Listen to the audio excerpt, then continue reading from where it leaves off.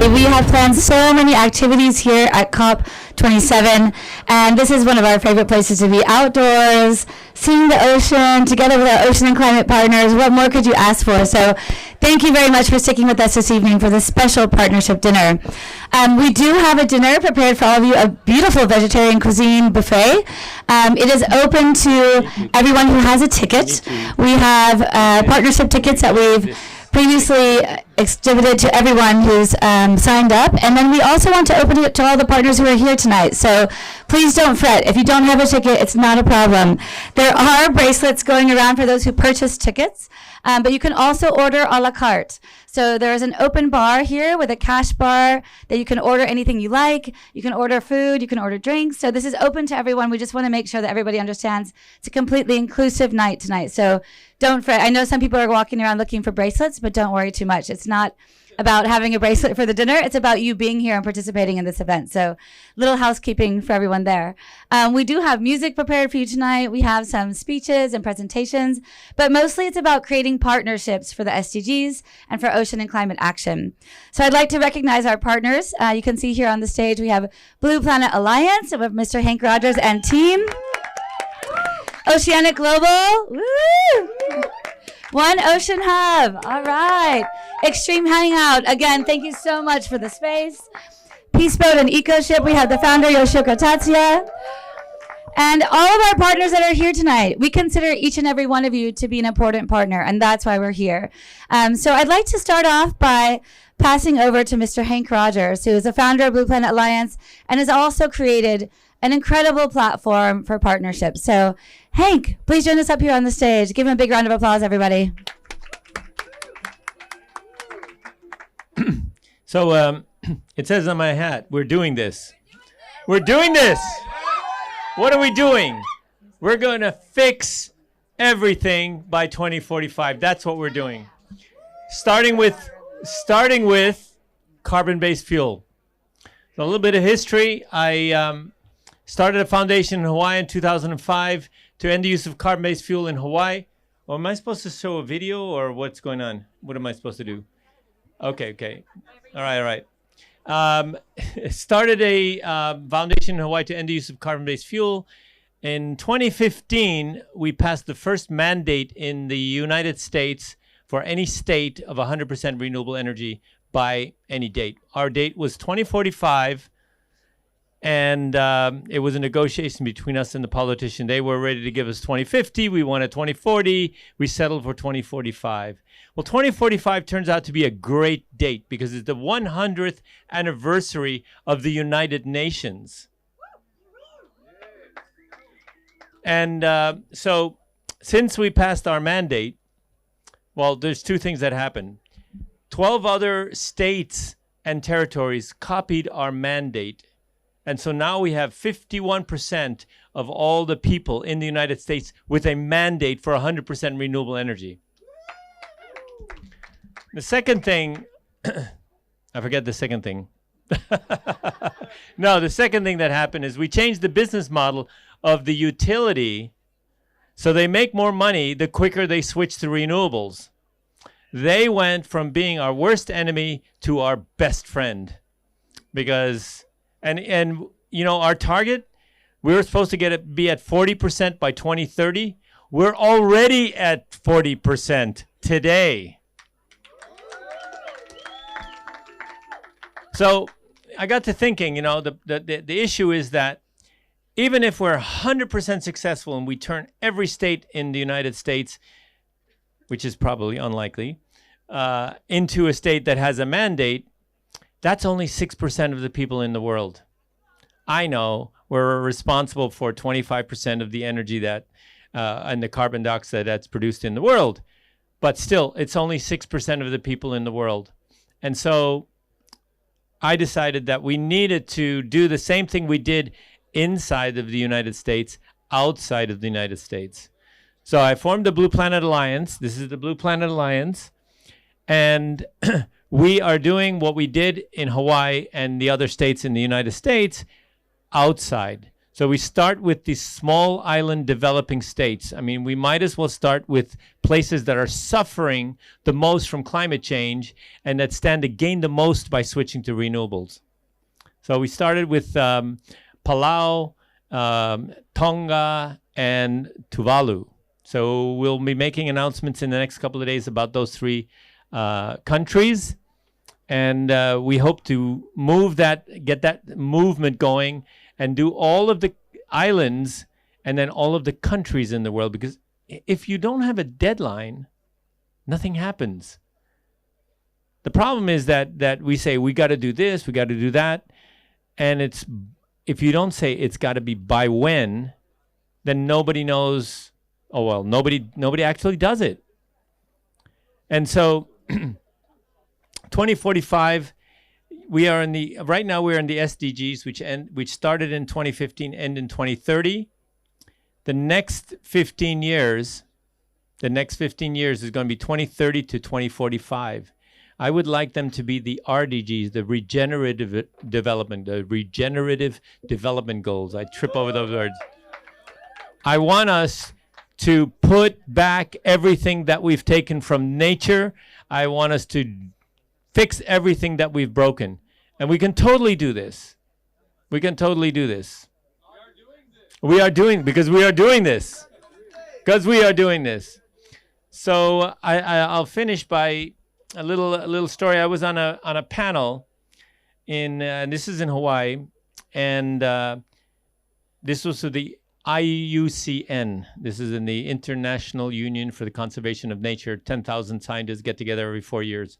That gathering, and I was sitting on a chair, and I said, we are going to go 100% renewable by 2045 in Hawaii. The guy next to me says, I'm an expert in this. There's no way you're going to go 100% by 2045. And I'm going like, what the hell? And so what I said is, well, I'm not as smart as this guy, so I'm going to do it anyway. And we are going to do it anyway. So all of the negotiators inside the room, COP, whatever, even if they don't get it done, we are going to do it anyway. Is that a question, or are you just like happy? Isn't it impossible to switch the current economy to 100% renewable in the system that we have now? For the fact that we don't even have enough minerals and metals to make the entire world renewable by any point, at any date. We need to There's a lot. Okay, so there's lots and lots of ways. There's lots and lots of technology. My favorite technology is geothermal, which takes up very little space, and there's all these hot spots around the world. It's not called the Ring of Fire for nothing. All of the Ring of Fire it has so much energy. It's got more energy than we'll ever need, and we can just take that energy and use that energy to make hydrogen, and we can ship hydrogen around the world in hydrogen-powered ships. So the answer is yes, we can, and yes, we will. It's just a matter of time. So I want to thank everyone. Am I supposed to show a video or nobody? I'm just sorry. All right. So we got a little video made by a very good friend of mine who is a filmmaker about the transition that we're in. Yes. Daniel Cervenka. And for this video, we want to give a special thanks to our partners at the Convergence, Daniel Cervenka, and Andres Broneman. we go to where my dad works there, so we can live there and have good snacks, and we can live there, but so the water cannot come inside and we drown or something.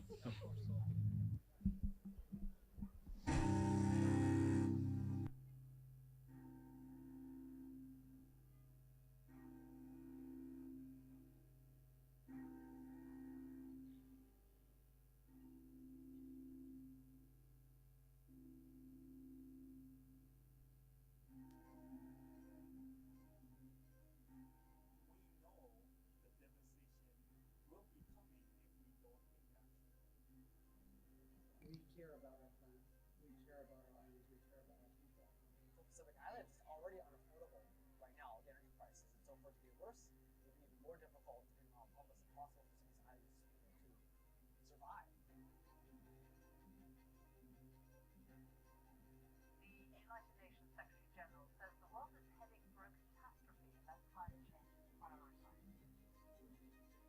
for so many years as a small island, we have been hostage of fossil fuels.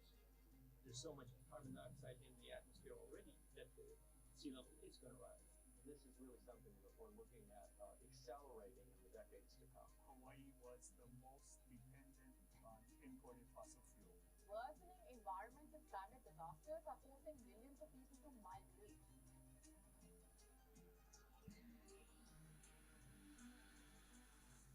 You can accomplish your area, your island, your city to go 100% renewable energy.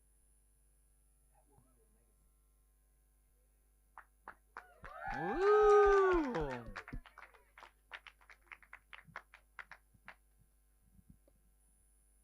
Thank you so much for that incredible introduction, Hank, for this incredible dinner that we're about to have tonight. It's so important for us to recognize this. We are doing this attitude. I know there are many times in the COP when I question, are we doing this? Are we doing 1.5 or are we doing 2 degrees? For us, in every step of recognizing what's possible or what's impossible, we need to keep that we are doing this attitude in mind. So thank you for your leadership.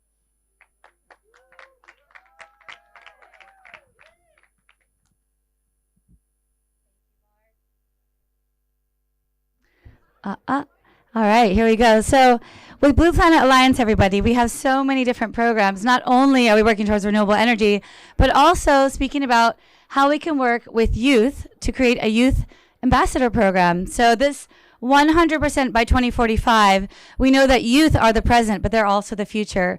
So taking over this Global Ambassadors Program of Blue Planet Alliance, we launched this actually in Palau at the Our Ocean Conference.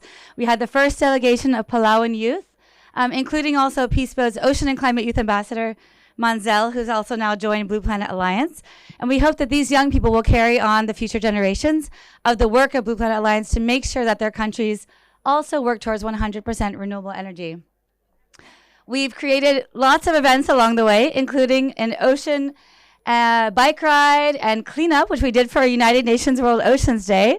So we actually rode our bikes. This is in New York City, from Brooklyn all the way to the beach and did a beach cleanup. We also inspired young people at all the places where Blue Planet Alliance has global ambassadors to clean up their own beaches. This has included Palau, as well as Guam and many other places, along with New York City. So you can see here some of the youth who are doing their beach cleanups. Our friends and partners started a hashtag 5-minute beach cleanup. Have you guys ever heard of this movement?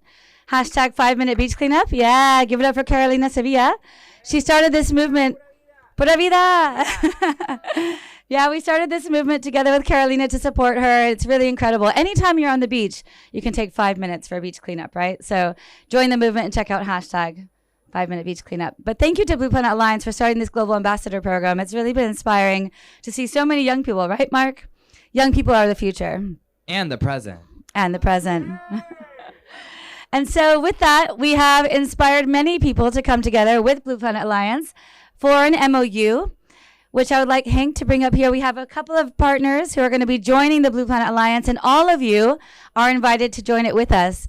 We have a few partners here who are going to be signing live here at the event, and we have the MOUs printed here, and we're going to be calling them up to the stage. So just one moment. We're going to be announcing, I think, first. Yeah. But we'd like to start with the Extreme Hangout partners. We have Alistair and Amber who are here with us tonight. So we want to announce them. Give the Extreme Hangout a big round of applause, everybody. So excited to have this new partnership, especially with Peaceboat and Blue Planet Alliance.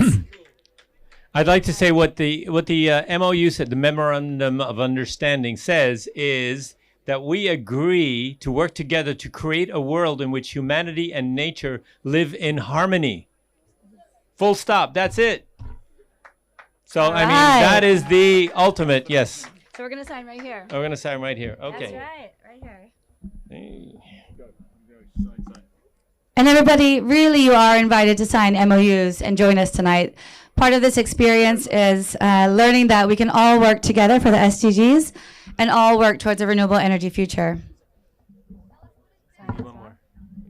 These MOUs could not be Hank, do you want to read the MOU? They're asking what it says. He kind of just read the MOU statement, but basically it is working towards a world in which humanity and nature live in harmony.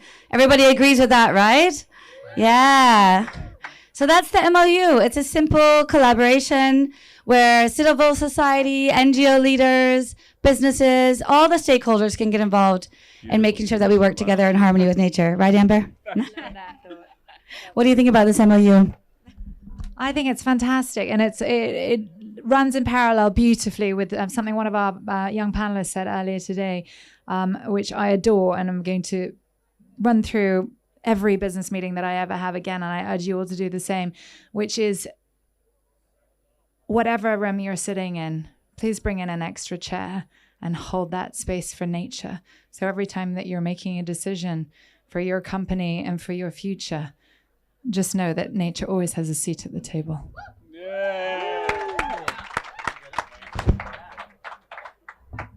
We're so thankful to have Extreme Hangout join the incredible alliance of partners that have already signed this memorandum. You can see this full list of incredible different organizations here on this banner who have been part of this MOU.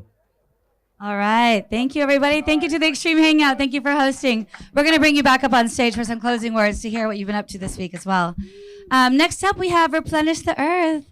Mrs. Tia, please come to the stage, everybody. All right. Yeah, there you go. Let me go first.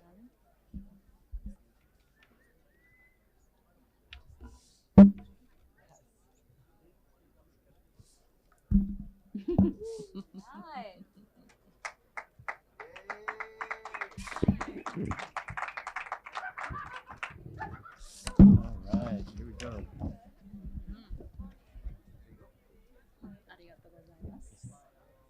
And everybody, we have 5 partners joining us this evening.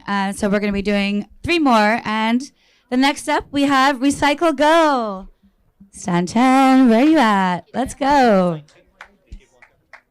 I feel like we should introduce you to these organizations for all their incredible work.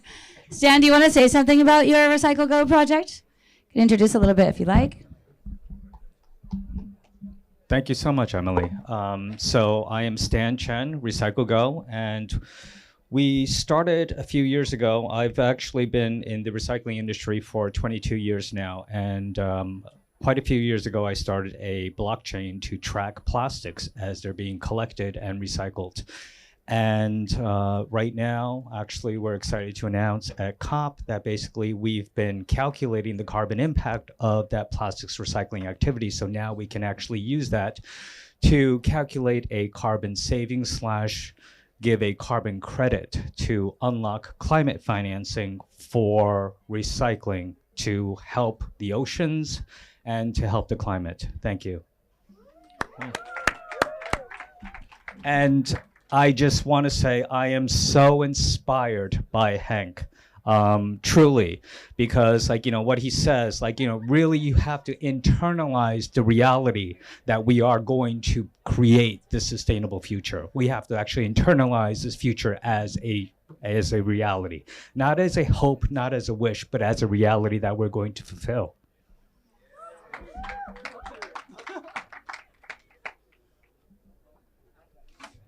All right, everybody. And the next MOU that we have signing is Brooklyn Story Labs. Lance Gold, who is our media and communications in charge. Everybody get a round of applause for Lance Gold. Lance is with Brooklyn Story Lab, and I had the opportunity last night when we were coming back from a museum indigenous event to talk to Lance a little bit about his story and where he's from. His love for Brooklyn and New York City is quite strong. He has been living there for decades, which is a testament to not just the ability for him to uplift the stories that other New Yorkers have, but for him to also tell his own connection in New York. Where's the other one? Sure. Hi, everyone. I'm Lance Gould, Brooklyn Story Lab. I'm a former journalist. I was an executive editor at Huffington Post for many years. I was overseeing the opinion section at Huffington Post. And at one point, that had 200 million unique visitors every month. It was one of the largest news sites on the planet. And we reached out to the UN, tried to be in touch with every agency at the UN. We got 3 secretaries general to write for us. We had 4 US presidents write for us. And it became just this incredible platform at one point. So after I left HuffPost, I started Brooklyn Story Lab to tell stories about purpose-driven organizations. And our mission statement is that we teach purpose-driven organizations how to think and behave like media companies. Because all of us are media companies at the end of the day. We don't all need it's always nice to have earned media coverage from established publications, but you don't need them anymore because we have websites, because we have social media, but not everyone has that skill set or capacity to tell their stories. So we're working with organizations all over the world, doing the incredible work that all of you are doing, and that's what we want to do, and that's our way of giving back. And so we're thrilled to be working with Blue Planet Alliance and the great work that they're doing, and we really feel so much momentum coming now with Tuvalu and with Palau and Guam and Tonga all signed up. If we get 10, 15, 20 countries that agree to go 100% renewable energy, imagine the power of convening that has. So I'm so honored to be part of this, and thank you so much. All right, here we go. Everybody take a moment and look at the moon. Ooh. Oh. I don't know if it's because we can see basically 50% of the surface of the moon right now, but one of my favorite facts about the ocean is the fact that we know more about the surface of the moon than we do about the map of the seafloor.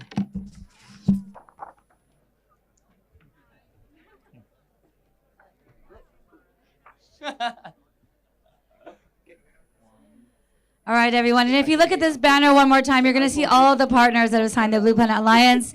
We invite you to join us and be part of this alliance. If you'd like to sign an MOU or be part of the alliance in any way, you can actually do it online, and you can join us right here this evening. So one more round of applause for Mr. Hank Rogers and the Blue Planet Alliance team.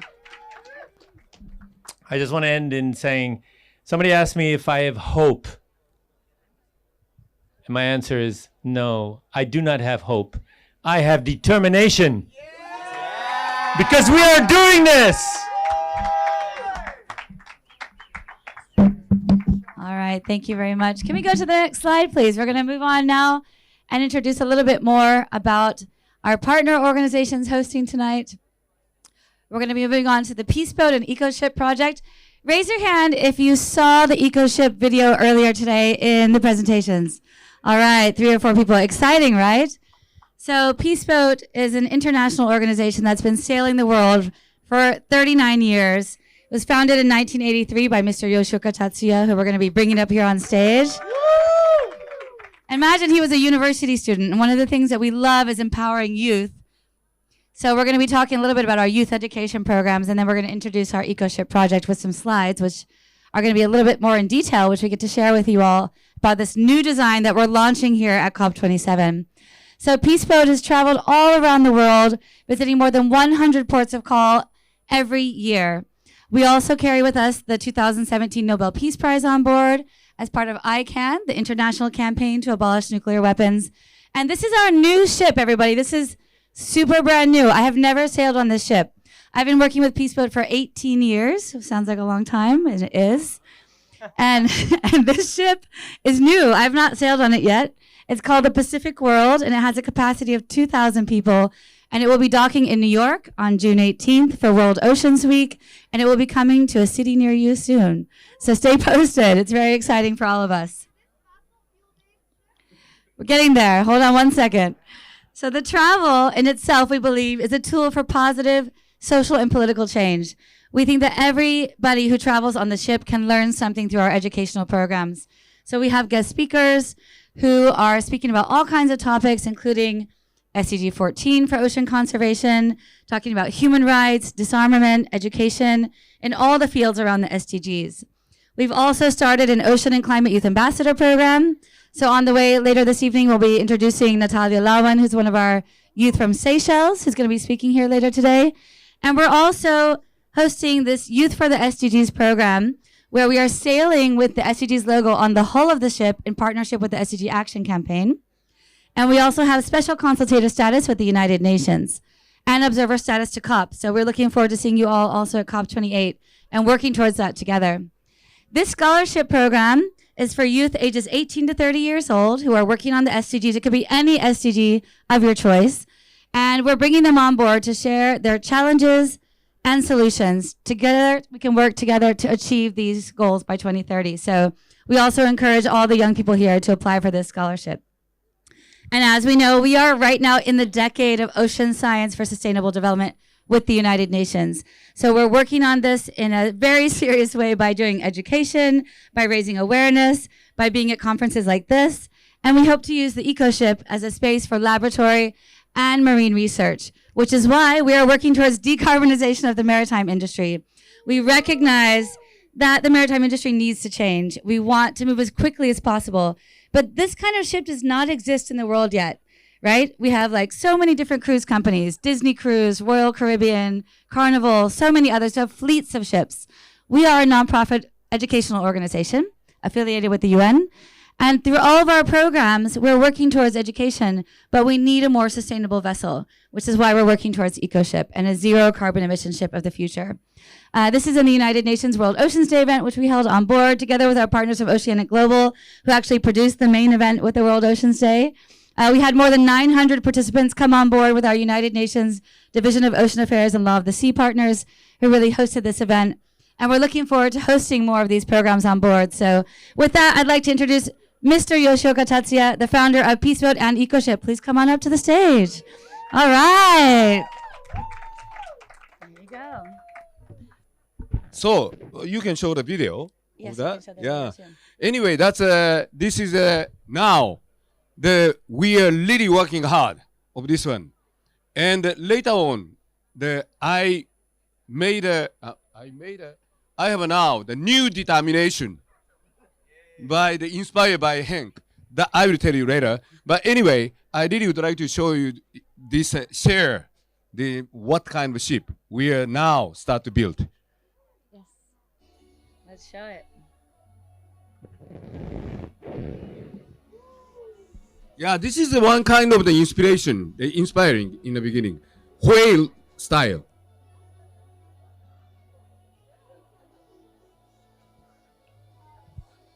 Yeah, we are working a lot of kind of the peace activity also. Cristiano Figueres.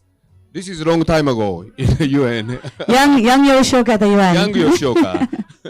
Who bring that video? Yeah, and actually we are going around the world, and every year 100 countries we are visiting. Everywhere. That's Latin America countries and also Caribbean country and the large ocean states. And many kind of the program on board. 50 different programs we are organizing a day on board. And then now we are starting to really seriously build this eco ship. 13th floor, and next is a highlight. Retractable solar sail. And this is a dual. This is a wind power and also solar power utilized. This is very new and also effective and necessary, such kind of an innovative idea. And the botanical garden and the ocean view conference room. I would like to invite the COP conference here. Yay!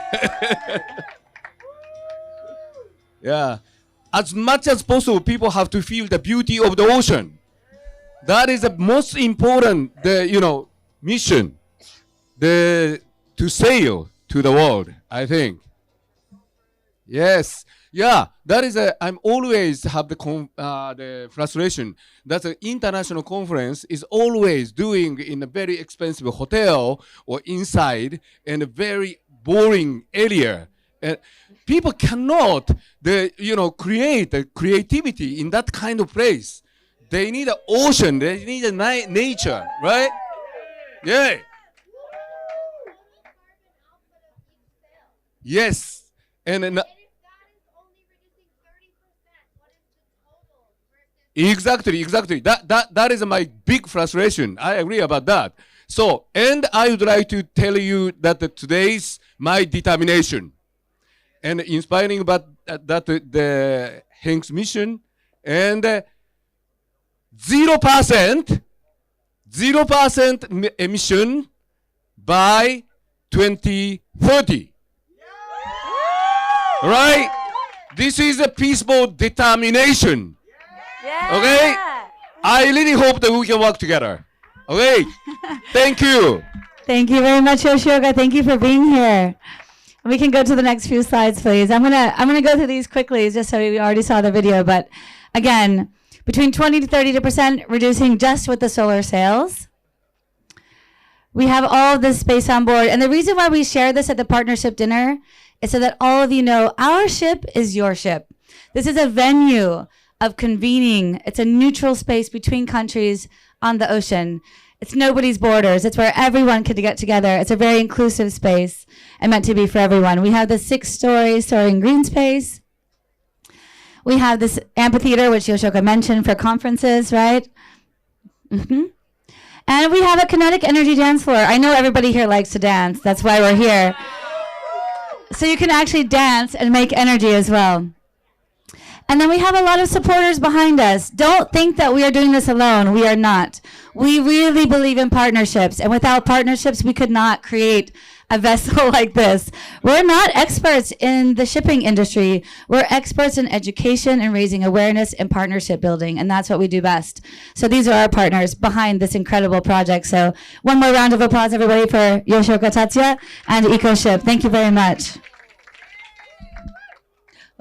All right. So we're going to go on now to the next partners that we're introducing.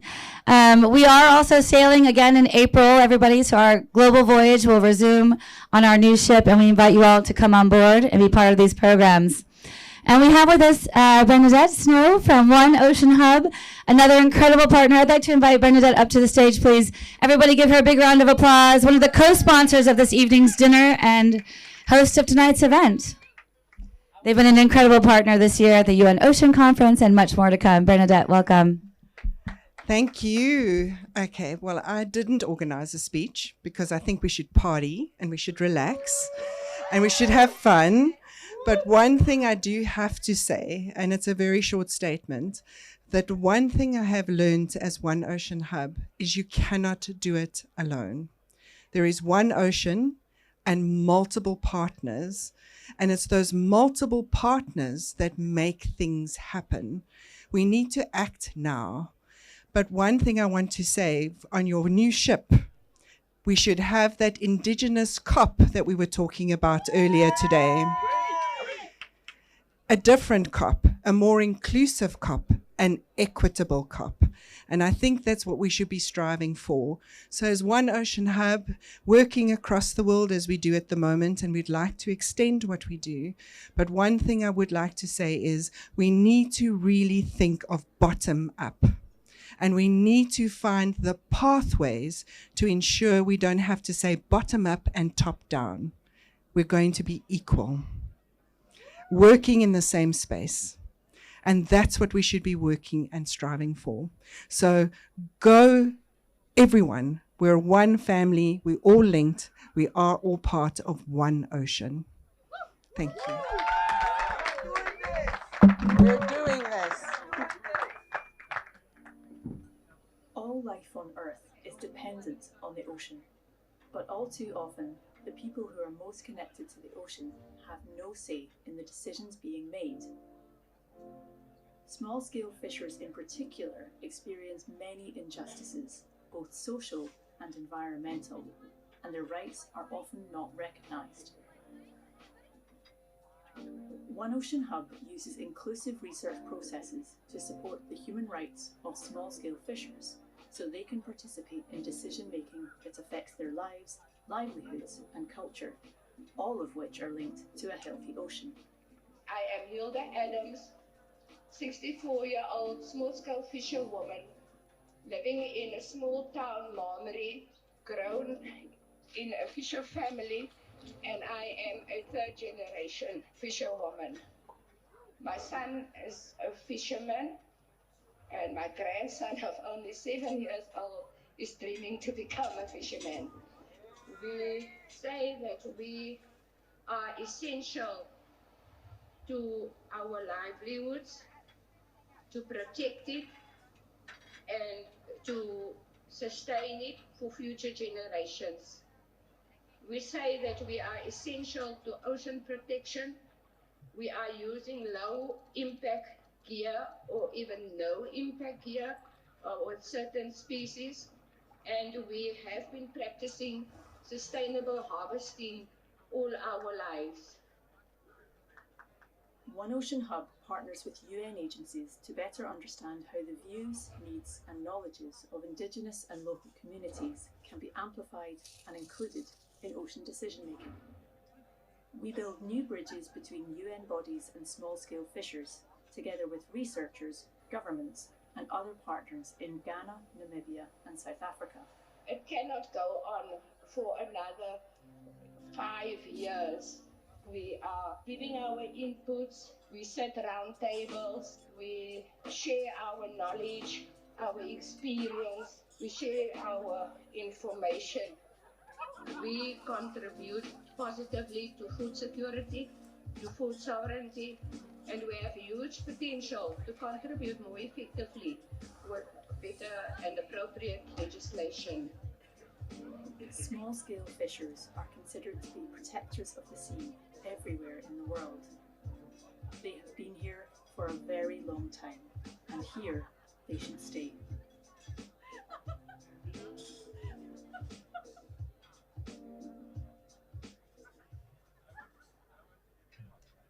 Thank you.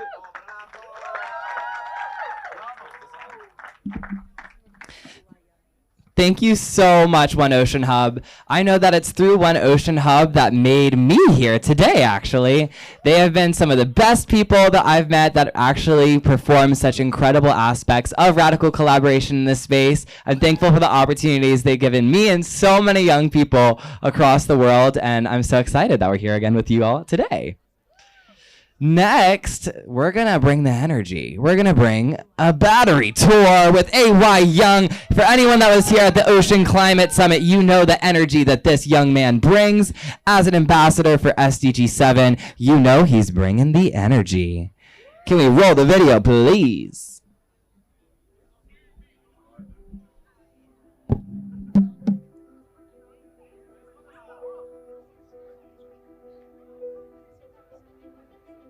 A local hip-hop artist makes an international name for himself. He is the first artist to power his concert with 100% renewable energy. It is a real honor to recognize Mr. AY Young, the founder of Battery Tour. It's incredible. Can't wait for you to see this. The United Nations is now throwing its support behind him. Mr. Young has made a big impact in his young life, born in 1991.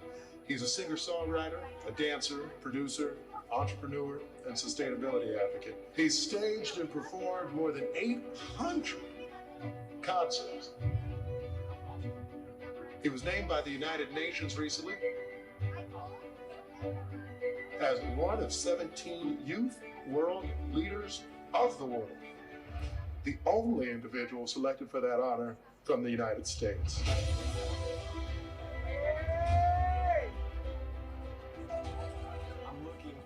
To stimulating this local economy further, bringing entrepreneurs together, bringing businesses together, bringing the world together so we can make some change. I'm here to listen. Don't ask me questions. Tell me what to do. Give me ideas. My mission is to break down these silos, these barriers, and build bridges to power collective action by bringing everyone together. It's going to be incredible. My work plans in 3 different phases. I'm going to make an album powered 100% by renewable energy. Right now, AY Young is working on an album based on the 17 United Nations goals. Major stars like Tech9 and Billie Eilish will collaborate. This will be the one called Tech9, and I am part owner of Strange Music. And right now, a part of Gold One, baby. Oh, let's go. There are 700 million people that are still living in poverty. The whole premise of your music is about collaboration 100%. And about getting excited. It's about going across the finish line.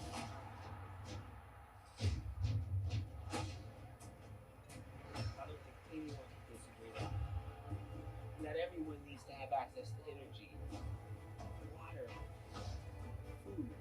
My belief is that everyone in the world, we're all these outlets for change.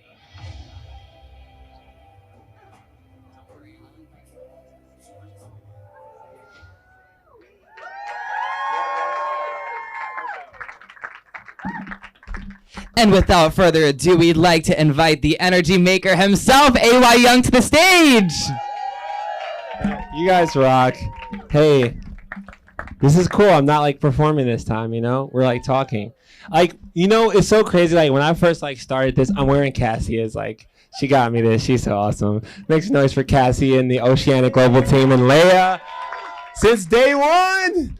Yo, like, I really just wanted to like honor you, Miss Emily. Where did Emily go? Oh my gosh, she's in the back. Guys, like this lady, like before when I first came into this thing, I didn't even know what the goals were and stuff. Like she like wrapped her arm around me and was like helping me get plugged in and connected and like it started me on this journey, and I know has empowered so many different people, bringing so many people together. She's like hiding in the back. So please make some more noise for her. Woo! For real. I'm not gonna spend that much time. I really think like success. I really think change. Let's talk change. We're all talking change here. I think it comes from passion, right? And I think I've met so many of you guys the last couple of days, couple of weeks, and I think in order to know what you're passionate about, you have to know your why. You know what I'm saying? And I was thinking like honestly, because I keep seeing so many of y'all, like I want to know like what are some of your whys? You know, because people ask me all the time, like, how did you get here? And I know my why. So, like, to the audience, like, what's your why? Like, why are you here? Somebody, what's up, bro? Shout it out. Say that again. Set fire to the. So, what's your why, man? What drives you? Not doing that?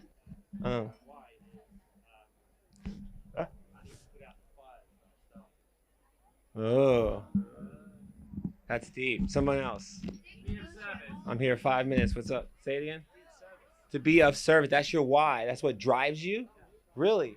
That'd be cool to know really why that is. You? Inclusion's broad. Can you go deeper?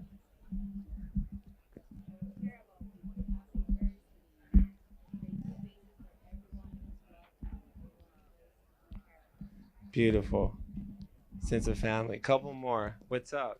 Hank, man. Oh, Stephen Brooks. Yo, you know what's crazy? He was on the Zac Efron TV show, and like two of the songs from Project 17 just dropped today, and we were just shooting that video for Darren Olean. But this is the man. He does a lot of good work. Make some noise for him, like real talk. He's a change maker. Fruit trees, plants, genetics, all these incredible plants that can radically improve people's lives.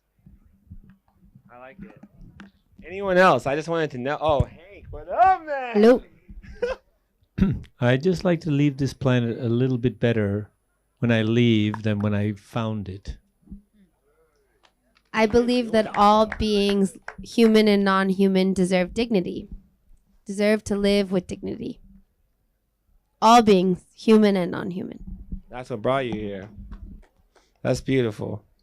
I only got a couple more minutes, guys. I got to roll. But I think my journey in life has always been like once I figured my why and like bringing people together, bringing the world together, I always wanted to change the world. Then I kind of discovered my passion. And I think that like the journey of life is also once you figure your passion, using it to take an action every day, right? Now, I did that in the form of music and doing concerts and bringing people together. And I encourage you guys as you go through COP, right? In order for us to really, I think, make this change happen, I think it starts with us.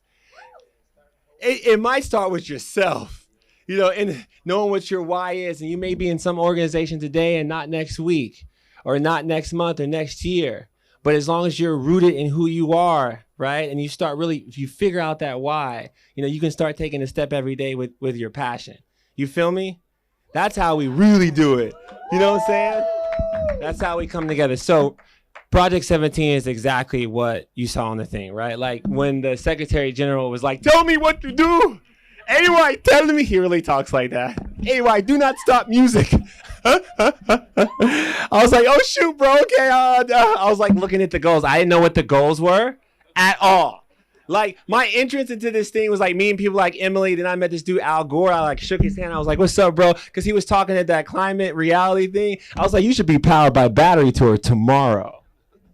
And, you know, it didn't happen, but he gave me his card. It was cool. Yeah. Yeah, dude. But that like guy. So I didn't know what the goals were. You know, I've been just doing concerts. You know, getting people energy. You know, my whole life. And I don't know. He was talking about 17 goals, and he was talking about the millennial goals. They were around 30 years ago. You know, I was like, what the heck? And I was thinking to myself, and I told them on the call, I'm like, dude, more people know Johnny Depp's relationship than the goals. Right? So we gotta fix that. I mean, when Kim Kardashian posts, we all know. Right? Okay, so 2 minutes. I'm like almost done. And then I got a performance. So I was like, okay, one song for each goal. Right? But each song with a major artist plugged into what they care about, what their why is, right? And then, you know, in order for me to be like this Robin Hood of the music industry, like I need to own the music. Right? So I can give it away to like implementation partners, people that do the work, right? Organizations that do the work. I got to own it. So I've been lining up 17 like corporate sponsors, right? So I can own this music, and I'm blessed because, you know, I just launched Project 17 in Times Square, and General Motors came on board. Oh! You know, and it's crazy. We got a Samsung commercial dropping. Samsung is really great. And 17 implementation partners. So we have organizations like National Wildlife Federation and more that, you know, are plugged into a goal so we can empower them. 75% of the music sales is going to the partners. Power real change. So that's what I'm doing. That's why I'm really happy to be here. I was just sitting here listening to all you guys. The Blue Planet, this is amazing. The alliance you're doing. I want to sign the MOU. Guys, hey, I'm here to power change, use music as that vehicle. I'm so blessed to be working with some of the biggest artists in the world, some of the biggest companies in the world to support and bring us all together using the universal language of music. Thank you, guys. Stay plugged in. Woo! Say outlet. Outlet. Say plugged in. Plugged in. Oh, we can change the world, guys. Huh? All right, AY Young, everybody. Thank you so much. Thank you. Hey, thank you honestly for everything since the beginning. You know, dude, thanks for the intro. Change the world. Can change the world. Is that law they told us we can change the world? But we got to come together now. We got to come together now. Hey, hey. All right, everybody. Thank you very much, Ava Young. Thank you very much for being here. And really, it's Oceana Global that brought them here. So I just want to bring up on the stage Miss Leah de Oriol, Dawn, Cassia, the team, just to recognize their incredible effort for bringing together so many amazing artists and partners. You guys, come up on stage. Natalia, everybody who's been working with Oceana Global, we want to see you up here. Woo! You worked so hard to bring together this incredible Ocean and Climate Summit.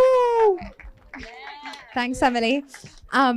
So thank you, Blue Planet Alliance, for hosting us this evening. We're honored to be a community partner, and such a beautiful way to end a day which really brought oceans at the center of the climate conversation, which is so important. And I know that you've seen a lot of projects that are very ocean focused and nature-based focused today, but that is not the reality of COP. There is so much that is focused on fossil fuels and net zero goals, and it's really important that we start to understand the interconnectivity of it all. So with that, I would love to pass it to Natasha to share a little bit more about the appeal that we launched today. Thank you. Thanks, Leah. Cassia, nobody's going to stare at me? No, you're fine. We're good. We're good. It's a long day. Thank you, everyone. And thank you to Peace Boat and to Blue Planet Alliance and to all of the partners as well for having us. I just want to acknowledge really quickly that we are all here together, which is special and important and powerful. But at the same time, it wasn't easy to get here. And we have opportunities and we have privileges with being here. And one of those is to carry the message outside of this room, outside of this gathering, outside of this city, and ensure that the rest of the world can hear the resonations of the work that's being done. The reason, and I know that we're amongst friends, so I'm going to speak candidly, but the reason that the Ocean Climate Summit took place was because the ocean, and I almost feel like it's like we're being a little bit cheeky, but it's almost obvious that the ocean, which mitigates the majority of climate change as a nature-based solution that absorbs 90% of the heat from global warming, over 30% of CO2, provides sustenance for millions of people globally, isn't a main part of the dialogue. And it's never been a main part of the dialogue in 27 years. And for us, it was almost ironic that we had to say, it's the Ocean Climate Summit. We had to put the word ocean in it because the word ocean wasn't in it. So essentially what we did today, outside of the conference and the gathering, which I honestly, outside of words to put out publicly, can't take very much credit for because the curation was beyond, and even I didn't get to see it come to life until this afternoon and this evening. And I am so incredibly touched by everybody who participated. But we tried to just simplify the message outside of the entire summit, which was, we need to put the ocean center stage. It's been carrying the weight of human impact on the planet. Nobody's been acknowledging it. Truly, honestly, if you look at the numbers, and I read them today, so I don't want to be redundant, but 1% of philanthropic giving in the climate space, 0.01% of funding from sustainable development, the least funded SDG, with the most potential and the biggest part of the planet. We know the least about it. And it's just crazy that we're not really talking about it or thinking about it in that way. So we were just kind of being blunt. It's the Ocean Climate Summit. We put the in there intentionally because it wasn't official. And with that, we launched an appeal, and it was really meant to be an appeal on purpose, because we overthink all of the words, take responsibility for that. An appeal on purpose, an appeal to an emotion. We weren't going to blatantly beg, but it's kind of what we're doing, to put the ocean center stage, as we said, to focus on the ocean for everyone. When you talk about climate change, don't forget to bring up the ocean. That's fundamentally what our ask is. Don't forget to bring up the ocean when you talk about climate, because everybody talks about everything else, about trees when it comes to carbon sequestration, about soil, which we really need to talk more about as well. But what about the interconnectivity of the ocean to all of it? So the appeal is a simple personal pledge, truly, honestly. It's 5 sentences. We wrote it in one sitting, and it's just a promise to ourselves and to each other that when we say climate, the word ocean is there. And it's an ask to sign your name, because apparently, according to psychologists that we're friends with, that means you'll do it. And also to invite you to participate, because one of the biggest problems is there is no shared ocean agenda. Honestly, we talked to all of our partners across so many different demographics and fields and occupations, and they said the reason it doesn't happen is because these processes are complicated. They're in silos. They're not constructive. They're not woven together. And we tried to have roundtables, which we're going to continue, but we want to hear from you. It's a shared ocean. We're all intrinsically oceanic, as Leah said earlier. Every breath we take, I don't have to tell y'all, but is connected to the ocean. So please be a part of it. The appeal is 5 sentences, but it's also an invitation to just join the next roundtable, to tell us what you want to hear about, to submit polls, to tell us where you come from, to tell us what matters to you, because we're doing what we can and we're figuring it out, but we need everybody's help and we want everybody to be a part of it, because it does impact us all. So oceanic.global, not .com, because it started a long time ago. Honestly, candidly, Leah might kill me. I'm not sure if we could have afforded .com back then, but oceanic.global, yeah, we couldn't, .global /OceanX Climate Appeal, or if you just go to COP27 on the /, you'll find a link if you're patient. So thank you all so much. Thank you. Thank you, everyone. And thank you to all of the people that are just here and that are listening and supporting, because every single person in this room is just so important and amazing and needed. So thank you. Thank you so much to Oceanic Global, incredible partners of ours. Go girls, right So here. proud of you girls and all the team behind you. Save our ocean. Save our ocean. Thank you so much, everybody. And another group that was brought here today as part of this Ocean and Climate Summit is a really incredible and important community of all of our Indigenous leaders. Peace Boat works with the Embera Care community in Panama. And this is actually a program that we started many years ago, working with local communities as the Peace Boat travels to the Panama Canal. And we recognize so many Indigenous groups live there, and we want to represent their Indigenous wisdom and culture as well. So I want to invite Lucy Martins up here to bring some of the Indigenous leaders. We have Mandija, we have a lot of the partners who are here. We'd like to invite you up to the front just to recognize the incredible work that you're doing and to speak a little bit about your involvement in COP, at least to share what you've been bringing to this important conference, because without the traditional wisdom of the Indigenous leaders, we wouldn't have a chance to pass that on to the future generations. So Lucy, I'd like to invite you on up to share a little bit about your work and what you've been doing here. Come on up to the front, Lucy. Everybody give a big round of applause for Lucy Martins. Woo! Okay, I'm not prepared for this. But she's a videographer and friend, so she can. So that's why she's here. Exactly. So as you've been seeing today on the stage, there have been a few very incredible voices that have been talking about the ocean, about nature, and we're here with a group of elders from all kinds of different countries who've been really carrying the energy and the vibration that we want to bring into this world. So I think quite often you hear the activist voices, but I think equally important is really the kind of the energetic container we want to bring in, and the values and the protocols and the principles, and these elders have been really holding it, and it's quite often a very silent work, which I would really like to acknowledge that is also equally important, and we should often think about and celebrate, because I think the unseen work is very often not seen. So I don't know if any of them are around, but I just wanted to say that. Thank you so much. We want to thank you so much. We know that with the Indigenous, more than 80% of biodiversity is stewarded by the Indigenous. So when we think about local action, when we think about implementation, it's not about COP27 for the Indigenous, it's about what they've done for years. So another round of applause for Indigenous stewardship. Yeah. All right, everybody. We have so many Indigenous groups here with us at COP this year. And it's thanks to a lot of the coordination of Lucy and other organizations who have helped to raise awareness, to fund travel experiences, and also for them to be here to share their voices. So I just wanted to bring a few members up on stage of some of the leaders who are here today. There's many Indigenous communities that we would like to be represented here today, but we know that COP is becoming a little bit prohibitive in terms of cost, travel, and the difficulties of entering all of the areas of the blue zone and all of the restrictions. But we tried to bring as many people as we can together. Everybody give everyone here a round of applause. Thank you very much. You have to go on the line when you guys talk. I'm just saying. It's on camera, production. You need to know. Eso. Eso. Sorry. No, I didn't know I was in.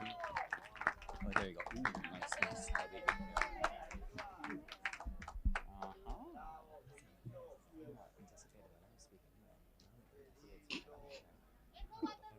Hello.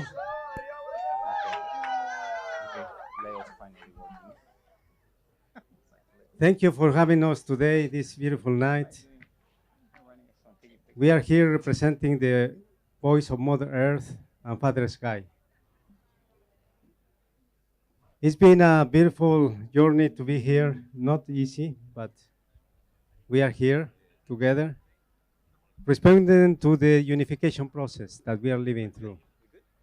Unification process is about to come together, but mostly about our presence answers to the call of Mother Earth, because we are living through difficult times, but here we know that united we can do it. United we are stronger. Ready? Okay. Ready, yeah? Ready, chef? Yes? We are doing this. Yes. 5 minutes. So I'm going to pass the microphone, but we are representing the Alliance Guardians of Mother Nature, the Grand Council of the Eagle and the Condor, and also some delegates of the Mother Earth delegation, but we were called by Earthrise and through natural justice as well. So I'm going to pass this microphone to Nargendra, one of the most amazing waterman in the India and for the world. Thank you.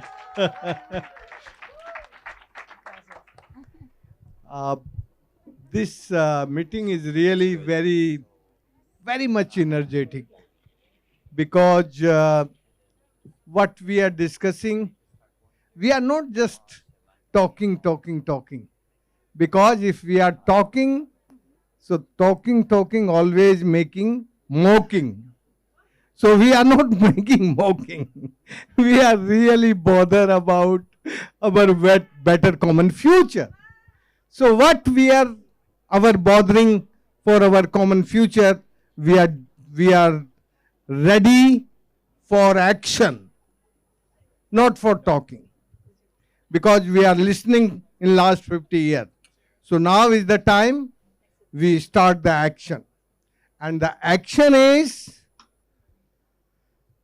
this planet needed the indigenous voice, and the indigenous voice of the ocean, earth, water, air, and sun.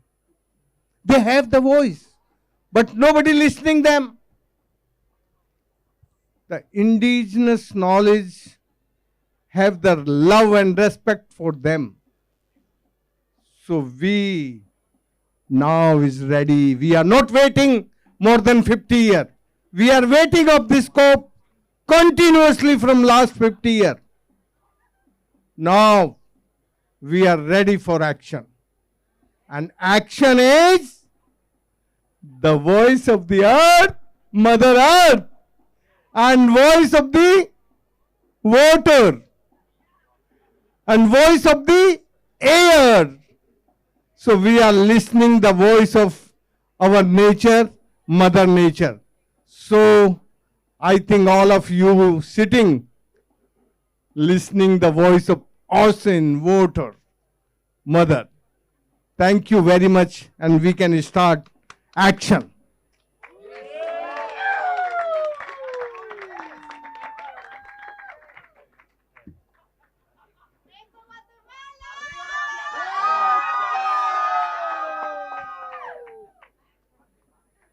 Chococay, Buenogel, Canimal, Hacha, Jatejatata. Buenas noches a todas y todos, hermanas y hermanos menores y mayores, madres y padres, la familia entera. Good night, brothers and sisters. We welcome you to the Mother Earth. Mi nombre es Cristóbal Costí García, soy maya cachiquel del Altiplano Central de Guatemala. Mi nombre es Cristóbal Costí García, del Altiplano Central de Guatemala. From the Altiplane from Guatemala. Soy un humilde luchador social, cultural y cosmogónico por medio siglo. I'm a how could you say? Humble. I'm a humble fighter, a social fighter. Yeah. Come on. He participado en diferentes procesos organizativos en 5 décadas hasta este momento. For 5 decades, I've participated in organization of my community. Hemos tenido la fortuna de heredar el conocimiento de nuestros ancestros en el seno de nuestro pueblo y nuestra comunidad. I have the fortune to have the hereditary of our ancestors in my community. A través del tiempo todavía tenemos la esencia de nuestra cosmovisión y nuestra espiritualidad. Through all this time, we still have the vision of and the spirituality of the Mayans. Ahora en este contexto global donde la vida está en peligro, In this context, in this global context where the life is in danger, nos damos cuenta que tenemos propuesta de vida en el conocimiento que hemos heredado por siglos. we know now that we have a proposal of life. Nuestros ancestros nos enseñaron a respetar la madre naturaleza, la tierra. Our ancestors taught us to respect Mother Nature. Nos enseñaron que todo tiene vida, todo tiene esencia, todo tiene espíritu. they taught us that everything has life, everything has an essence. Las abuelas y abuelos todavía saben curar nuestras enfermedades con la medicina natural y espiritual. Our grandmothers and grandfathers have taught us that we can cure, we have medicines in the nature. Todavía tenemos normas de vida de respeto mutuo social. We have norms of mutual respect. En Guatemala hemos sufrido de todo tipo de frustraciones, de luchas, In Guatemala, we've suffered so many fights, como los acuerdos de paz que han quedado en el olvido. like the agreements of peace that have been forgotten. Pero existe el basamento, el tesoro todavía de la administración de justicia maya ancestral en la práctica en Guatemala. But we still have an ancestor Mayan social justice. Humildemente pertenezco a ese proceso de reconstituir otra vez la justicia ancestral en mi pueblo. And he humbly is part of this social justice. Todo ese legado, todo ese esfuerzo, ahora nos embarcamos en un proyecto nuevo. All this legacy is coming now to a new project. Ya no es un proyecto local, sino que tiene que ser visionario global, tiene que ser otros pueblos hermanos. It's now not only a local project, but a visionary within a global scale. Apenas estamos cumpliendo un año de haber constituido el Consejo del Cóndor y el Águila. We've just started for 1 year this project, Cóndor y el Águila. Es un instrumento que esperamos de que aglutine, que articule los diferentes esfuerzos de los diferentes pueblos y naciones de la humanidad. This instrument is going to incorporate all the ideas of the humanity. Claro, el reto, el desafío es empezar desde la comunidad, desde nuestro pueblo a donde pertenecemos. The challenge is to start from our own community. Y nuestras reivindicaciones son muchas, And we're going to get many things back. empezando por restaurar el respeto mutuo social, Starting with the mutual respect. las reivindicaciones socioculturales, espirituales y cosmogónicas, Through the spirit, through the soul, the cosmos, retomar el conocimiento ancestral para rescatar la vida en toda su integridad como el planeta o nuestra madre tierra. we will rescue life and Mother Earth. Muchas gracias por recibirnos con su corazón, con sus brazos abiertos, y lo que queremos es seguir reencontrándonos en el intercambio de conocimiento y la amistad. Thank you for receiving us with your heart, with your knowledge, and we want to meet you all, share the knowledge. Matiosh es gracias. Matiosh is thank you.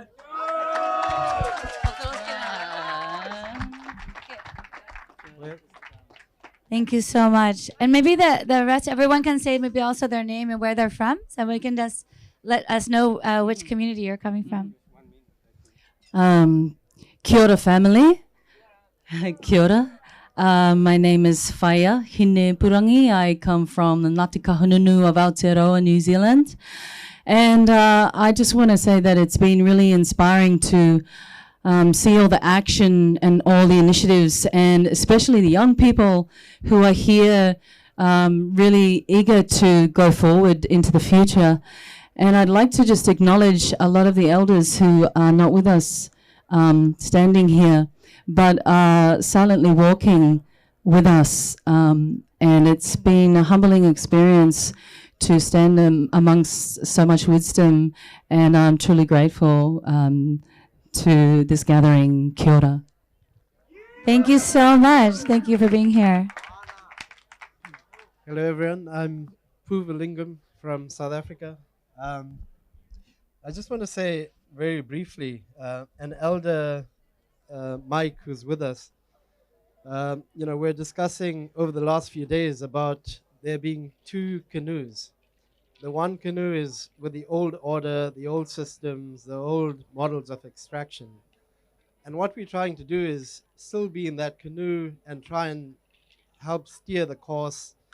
But the reality is many of our leaders and so on are so steeped in their ways that we, as the UN Secretary General said the other day, we're accelerating down the climate highway to hell. And our foot is on the accelerator.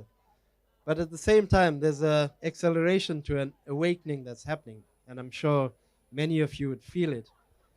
The challenge being there's some space in between, because there's also a type of spiritual circus going on where, you know, indigenous elders are seen as part of that circus. So even at the COP, you know, there's some limited places given just for show rather than actually having spaces to engage and shift things. And I think until we pull all of these things together, because we can't forget the brutalization, the torture, the murder of indigenous people throughout time. We can't just forget that. And if we're dealing with this current crisis, we have to deal with everything in totality. Because if we don't do that, it'll come back for us. And so we have to walk in this path with integrity. Thank you. My name Apolide Usulio from Benin, West Africa. The future starts now, and with you, we have to have individual action for collective goal, and we have the same goal for the future. I don't think so that climate change, human being change, and the see climate change now. We have to go back to the root to change. You know, I'm a French speaker. My English is not perfect, but I want to tell you, our future depends of each of you. Because the water, the Mother Earth don't know the limit. The birds don't know the passport, and the fish don't know the passport. And now we have to be together for the same goal. Thank you. Thank you so much.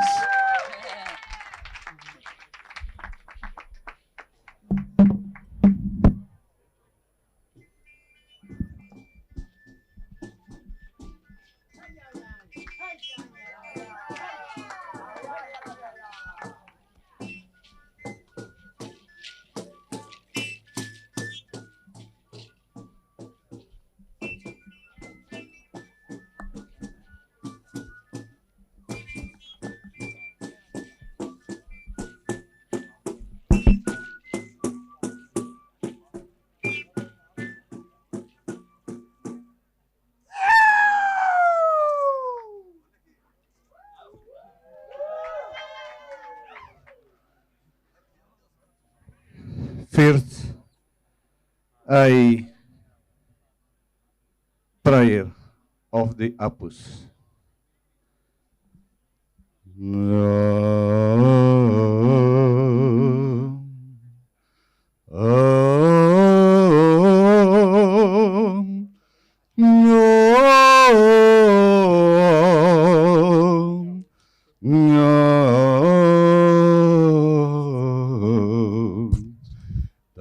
Tai inti, tai inti,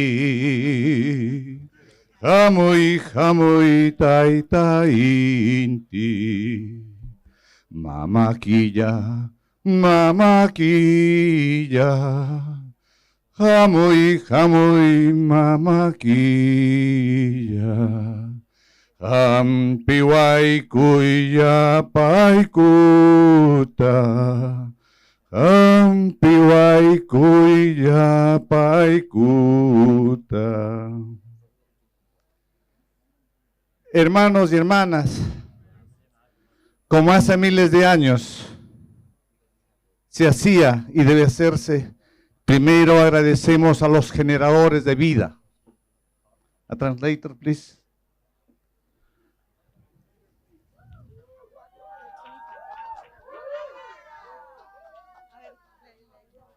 Como hace miles de años, primero saludamos a los generadores de vida, a Pachacamac, el sol, a la luna. Like many years ago, we first start saying thank you to Apachahamac, the sun, and the life. A las estrellas, a las aguas, las piedras, los árboles, los animales y todo lo que vibra. To the animals, the rocks, everything that is alive. Y entonces nos encontramos entre seres del segundo nivel de conciencia, los runas. And then we find the creatures of the second level, the runas. Porque se supone que ya hemos evolucionado y hemos dejado el primer nivel de conciencia, que es la madre naturaleza. Supposedly, we have risen to a second level that is Mother Nature. Supongo que ya ustedes atravesaron la experiencia del virus, ser bacteria, ser hongo, ser un ave, ser una piedra, ser un árbol, ser un animal. I suppose you have already passed through the evolution from being a virus, a bacteria, to grow. Y el reto está en este nivel de conciencia, siendo seres humanos, saber que tenemos corazón, que tenemos espíritu, que tenemos cerebro para amar y gozar eternamente.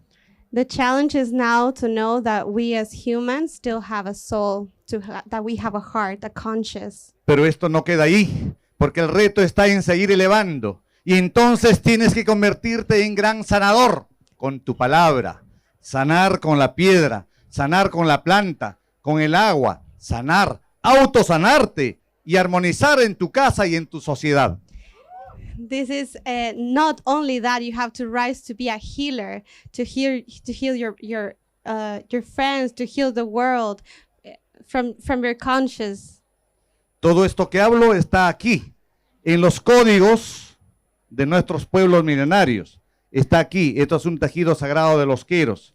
Me lo transfirió la familia Paucar, Sebastián Paucar, Nicolás Paucar. This is a sacred textile, and all that he's saying, you can see it right there. Entonces, después de ser sanador, curandero, el que ayuda, el reto es en convertirte en sacerdote, en equilibrador mente-cuerpo, en abrir universos para que se cumpla el efecto mariposa. After being a healer, then you become a priest, a sacerdote that connects mind, the body, and soul, and equilibrium. Eso se llama misayo. Pero hay un nivel de conciencia más elevado, como el maestro de mi hermano Cristóbal Costí, maestro maya, como el maestro mío, como el maestro de todos. Cuando ellos los llevan a la cárcel por sus ideas, por sus dones, ellos se van contentos a la cárcel, pero se van llevando un carbón. Y dentro de su cárcel dibujan una casa, una ventana y lo pintan bonito. Al día siguiente, cuando le llevan su comida, él ya no está. Se fue por la ventana que dibujó. Yeah, so there's even something even beyond that, like the masters, Kohti, they take them to jail, and they gladly go to jail, and the only thing that they do is they grab a little piece of coal, they go into the cell, they draw a window, and the next day they're gone. Y si sigues elevando tu conciencia, te vas a convertir en ermitaño. Ya no vas a necesitar el aplauso, ya no vas a necesitar la palmadita en la espalda.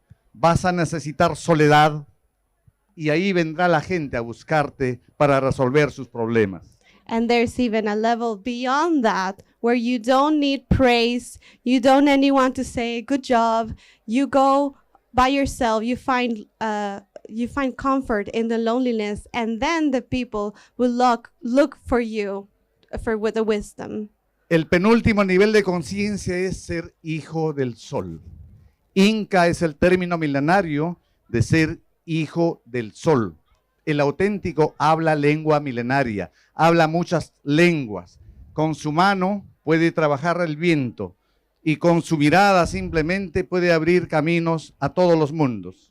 The next level is the son of the sun, that is internationally known as the Incas, and they can move the wind with their hands. They speak universal language. Y lo que voy a decir ahora, el último nivel de conciencia, lo estoy comprobando, observando a mi hermano Chacuar, observando a mi hermana Mona, observando a mi hermana Rutendo, a Puben, a Falla, a todos los grandes maestros, a Rajendra. La muerte simplemente es un camino a otra dimensión. The final level of consciousness, I see it with all my brothers and sisters that have joined you. And lo último, ¿cuál fue lo último? La muerte solo es un camino hacia otra dimensión más elevada. Death is only a path to a higher level. Hemos venido a decir que eso es posible. Entonces, si tu hermano muere, si papá muere, averigua en qué nivel de conciencia está. Si ha llegado a ser el 9º, podrá convertirse en una luz pensante, como es el Padre Sol, como son las estrellas, y en sueños volverá a darte el mensaje que olvidó, el mensaje que necesitas, o si no, contemple una mariposa que va a estar aleteando de izquierda a derecha o derecha a izquierda, te está diciendo un mensaje. Los elevados de conciencia no tenemos frontera en ningún multiverso. Siempre estamos presentes. I'm sorry, the translation, this is so beautiful. I'm translating it terribly, but he says that since we know that the death is only a path, so now search on your brother, on your sister, when they pass away, what level of consciousness they're going to be. Are they going to be the final level, the path of light? And you're going to see nature. He said, you see in a butterfly that person that had passed away. Entonces me despido con la canción de la alegría para ustedes desde la selva amazónica. I say goodbye now with the song of happiness.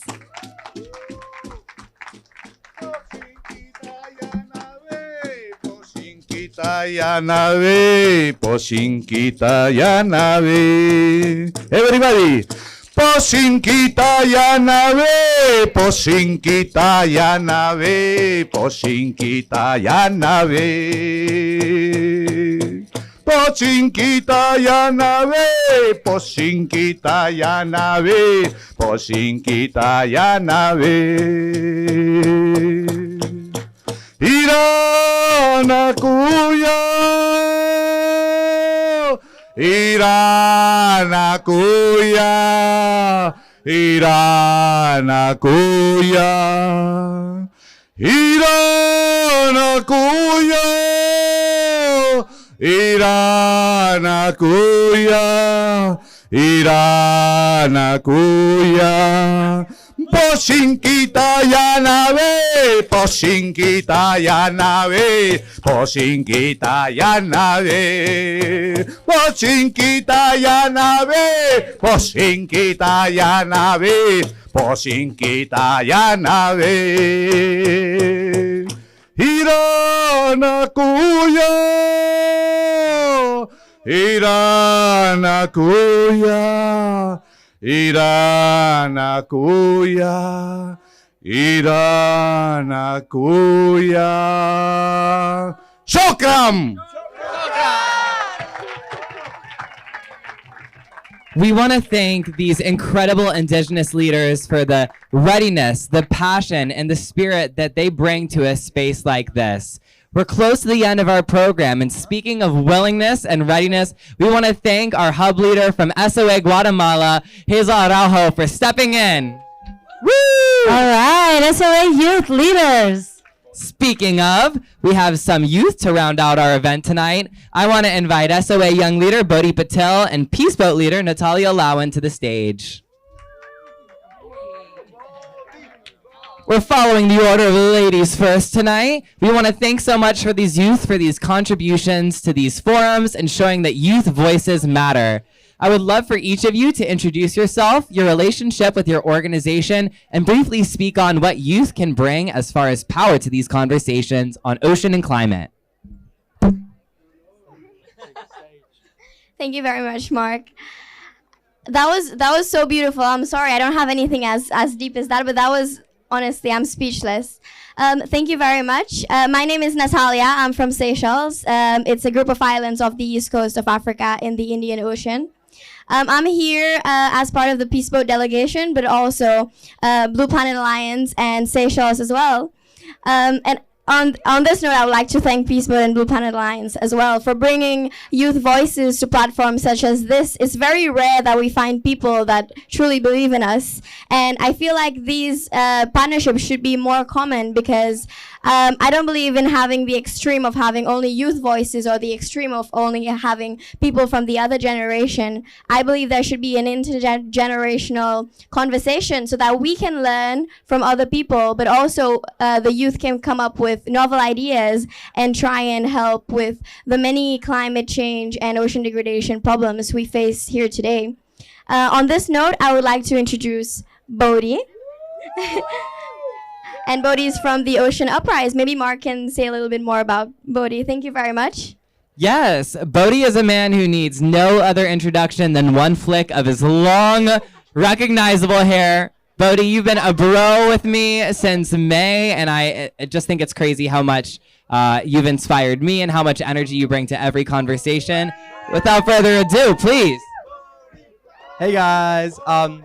First of all, I want to just say that on the boat with Mark, where I met him at the Blue Climate Summit, we heard from Uncle Nainoa Thompson, one of the greatest Polynesian voyagers of all time, who learned from Papa Mau.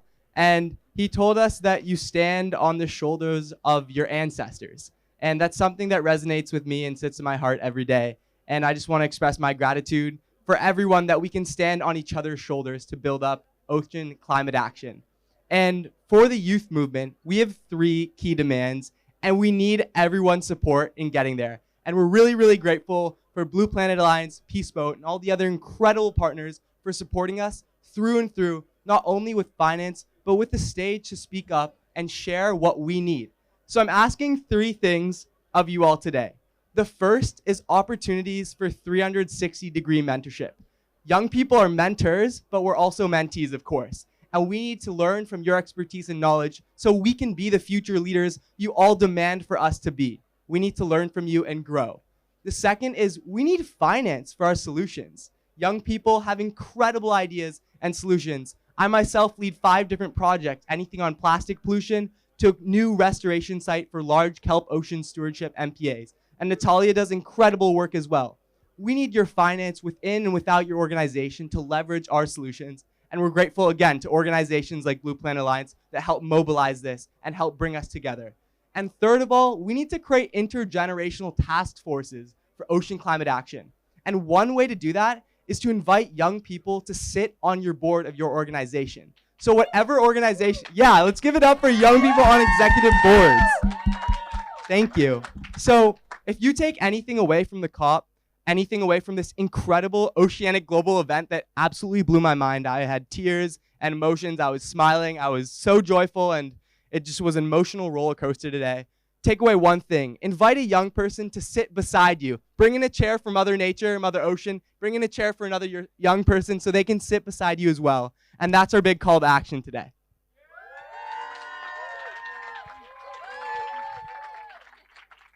And one last thing, Ocean Uprise is a youth ocean climate action organization I co-created with incredible youth from all around the world, and advisory from Mark, of course.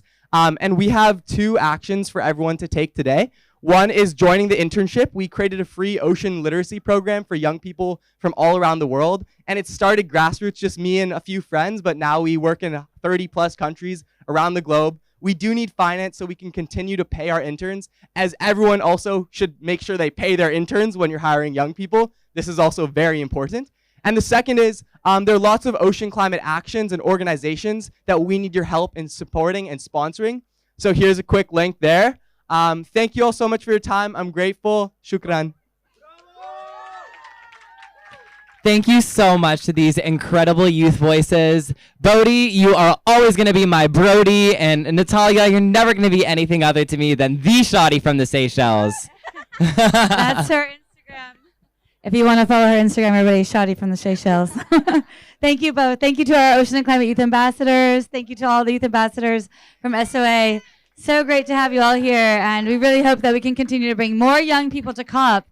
This is important. I know a lot of people are mobilizing financing out there, and we are looking to have more youth scholarships for the SDGs and more young people at COP. So if you're interested, please come talk to me afterwards. And I'd like to invite Amber up before we have 2 short videos, which we're going to be sharing as well. Amber, if you'd like to give a few words here for the closeout of the Extreme Hangout. And then we're going to be having 2 videos and then dinner as well. So everybody just give a huge round of applause, everybody, for Amber from Extreme Hangout. Thank you so much. Guys, I'm going to take 2 seconds, because everything that I've heard this evening so far is virtually impossible to follow. And my 2 seconds I'm going to take to thank my team, because none of this would have been possible without them. So you all know who you are. Ryan, Rupert, we've already lost Danny and Cliff, Fenella, Mary, Bella. Thank you all so much for yourself. Hassan, Hussein, you guys rock. We're so grateful to all of the energy and love that you have brought to this. I want to thank everybody, all of the staff from the Park Regency Hotel. You have foreseen almost everything that we could have possibly asked you for. So my enormous thanks to all of them. And the thanks to the fabulous and totally magical Bedouin tribe, who I cannot tell you what building these structures was like and what we had to take down in order to be able to put this up. It was just so wonderful to work with, and it's been magical because they've also come and brought their families and been part of our conversations too, because they were intrigued, and that was amazing. We've had beautiful conversations together. And I think the last person I really need to thank is my husband, Alistair, who is the founder of Extreme and who has allowed me and so many other people. Alistair, where you at? Alistair, thank you so much for all your support. This has been incredible. Thank you. And I want to thank everybody else for coming as well. You can build a stage, but it doesn't really mean anything unless some other people come and use their voices on it. And this stage was created for young people. It was created for underrepresented voices.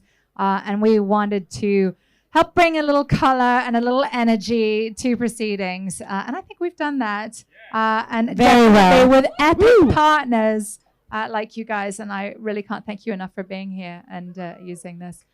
So with love and thanks, I close the Extreme Hangout for COP27. And we'll be back. We will be back. Congratulations, really. What a beautiful, beautiful, inclusive space you've created for everyone. So just really grateful that you've shared that space with all of us. So thank you so much. And we look forward to having you on the Peace Boat. We've already got plans for the future, so excited to have the Extreme Hangout on board. And with that, we are going to show a couple of videos now, but I do want to open up. I know that it is getting close to dinner time, so there is a vegetarian buffet here on the left. We also have a la carte menu. I'm just mentioning for those who didn't sign up for the dinner, can order a la carte, no problem. Cash bar, no problem. So everybody's welcome to stay here and hang out until the late evening, at least until 11. And who knows what comes after that. We have DJ Doomy here with us tonight, so we might have some music going into the late night. But I'd like to introduce Orlike, who's got an incredible film from the Caribbean that we're going to be introducing here. But please feel free to help yourself to dinner soon after, but please also watch the screen here and share some time with us. So thank you very much. Big round of applause for all of our partners and artists. Thank you so much. Thank you very much. My name is Ulrike and I represent the Caribbean Biodiversity Fund. I know it's dinner time, so I won't bore you with what we are doing. If you want to know more tomorrow at the Glispa Bright Spot, I'm going to talk about it. Basically, we have 3 programs. One helps Caribbean countries and territories to establish conservation trust funds for sustainable conservation funding. The climate change program, which I am heading, is helping ecosystem-based adaptation islands to adapt to climate change. And then we just started a circular economy facility, so that's just coming on. But tonight I want to highlight one of our grantees, the Ocean Foundation, who is doing fantastic work in Cuba and the Dominican Republic. And Cuba is really difficult to work in, very difficult to get funding in. And if you're more interested in Cuba and Haiti, I'll also be talking in the Thebes room on the 17th in more detail. But I just wanted to highlight what the Ocean Foundation is doing in terms of South-South cooperation, teaching and facilitating peer learning. They just started sexual reproduction of corals in Cuba, which is a first for Acropora. and that is a critically endangered species. So we're really coming a long, long way. Thank you very much for this space here. Woo! Let's roll the clip. What if the two largest countries in the Caribbean work together to protect and restore their own coral?